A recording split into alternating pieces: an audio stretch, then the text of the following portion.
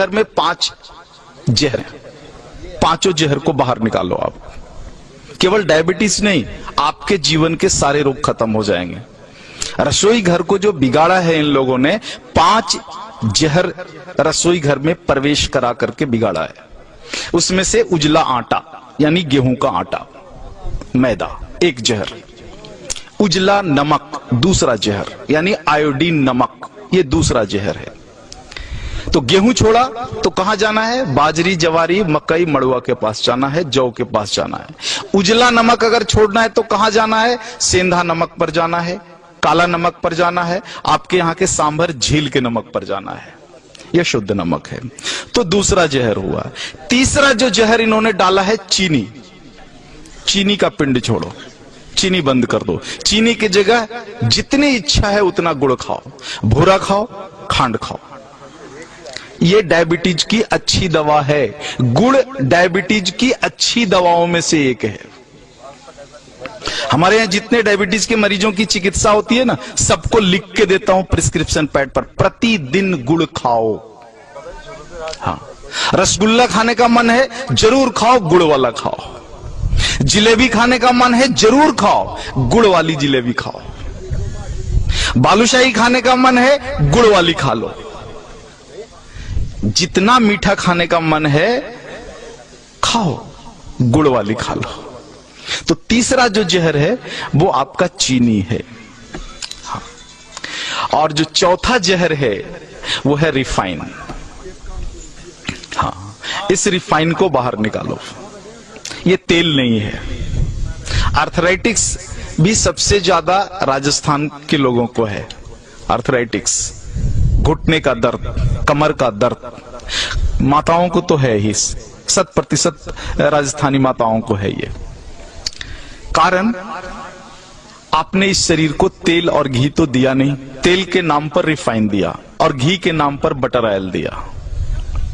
कहते हो घी खाते हैं, लेकिन वास्तव में वो बटर ऑयल है, घी नहीं है। आप कहते हो तेल खाते हैं, तेल नहीं खाते, रिफाइन खाते हो आप। रिफाइन अलग है और तेल अलग है, दोनों एक नहीं हो सकता। तो इस रिफाइन को बाहर निकालो और तेल को लेकर के आ जाओ। तेल सरसों का हो सकता है, तिल का हो सकता है। आपके यहाँ अच्छा राई, सरसों, तिल, ये 3 चीजें तो मैं जानता हूं, और शायद कुछ मूंगफली का भी बढ़िया हो सकता है। ये सारी चीजें हैं। 2 विरुद्ध चीजें हैं, एक सूर्यमुखी और सोयाबीन। इनके चक्कर में मत पड़ना, ये दोनों खतरनाक हैं। तो इस तरह से रसोई घर से अगर कुछ चीजों को आप बाहर निकाल दो। 2 मॉडर्न चीजें हैं, एक प्रेशर कुकर, हाँ, जो आपके रसोई घर का प्रेत है, प्रेत को बाहर निकालो। हाँ, पकती नहीं अनाज, फटती है अनाज। दाल फटता है उसमें, पकता नहीं है। नीचे से ताप और ऊपर से प्रेशर, तुअर का दाल फट जाता है, पकता नहीं है। पकेगा तो मिट्टी की हांडी में धीरे धीरे, सने सने, धीमी आंच पर ही पकेगा। तुअर का पौधा जितने दिन तक मिट्टी में खड़ा रहता है, उसी हिसाब से समय लेगा हांडी में पकने के लिए। जल्दी कैसे पका लोगे आप? नहीं पका सकते। वो मिट्टी में 10 महीने तक खड़ा रहा है तो 10 मिनट तो लेगा ना चूल्हे पर पकने में। आप फटाफट 2 मिनट में पका लोगे, पकता नहीं, फट जाता है। अनाज को, फटा हुआ अनाज खाओगे तो गड़बड़ तो होगी ही, पका हुआ अनाज खाओ। प्रेशर कुकर में कोई भी अनाज नहीं पकता, केवल फटता है। तो इस प्रेत को बाहर निकाल दो। और दूसरा प्रेत तो कम है, जो है फ्रिज, हाँ, इसको बाहर निकाल दो। शरीर को अग्नि चाहिए।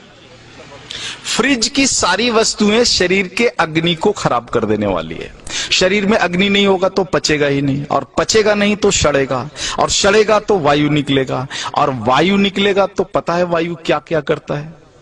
पूरे शरीर में उपद्रव करता है। पैरालिसिस इसी में से आया हुआ है, हार्ट अटैक इसी में से आया हुआ है, ब्रेन हैमरेज इसी में से आया हुआ है। तो ये 2 प्रेत को निकाल दो, और इन वस्तुओं को अगर आप निकाल दो रसोई घर से बाहर, तो बचा हुआ 25% डायबिटीज वहीं खत्म हो जाता है।